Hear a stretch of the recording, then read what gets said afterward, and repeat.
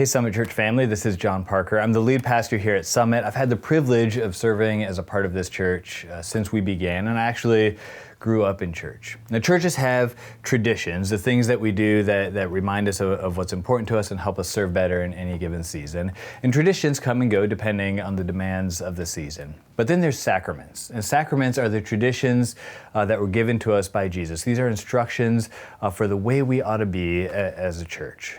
One of the dearest sacraments, traditions that Jesus gave us was that of communion.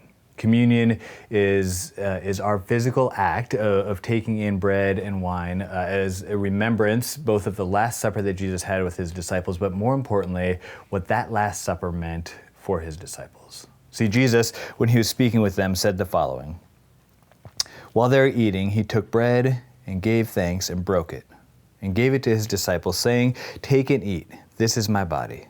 Then he took the cup and gave thanks and offered it to them, saying, 'Drink from it, all of you. This is the blood of the covenant, which is poured out for many for the forgiveness of sins. I tell you, I will not drink of the fruit of the vine from now until the day when I drink it anew with you in my Father's kingdom.' When they had sung a hymn, they went out to the Mount of Olives." See, Jesus was telling his disciples that when they take communion, they remember that it was his body that was broken, it's his blood that is shed, so that we can have forgiveness of sins.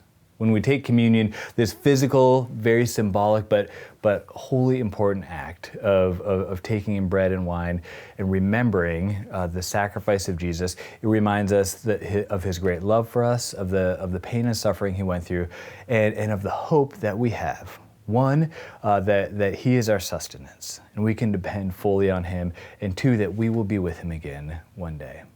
Communion was meant to be taken with reverence. It was meant to be taken in community as well. And so I would encourage you to gather the folks around you, and you decide how you want to take communion. At Summit, we generally have people take a piece of bread, symbolic of the body of Christ that was broken for us, and then dip it in wine or grape juice, and remember that it was Jesus' blood that was shed for us. You can serve each other communion in that fashion or whatever seems right to you, but do so remembering that this is a tradition that Jesus gave us so that we would not forget the work that he has done for us and that is alive in us to this very day.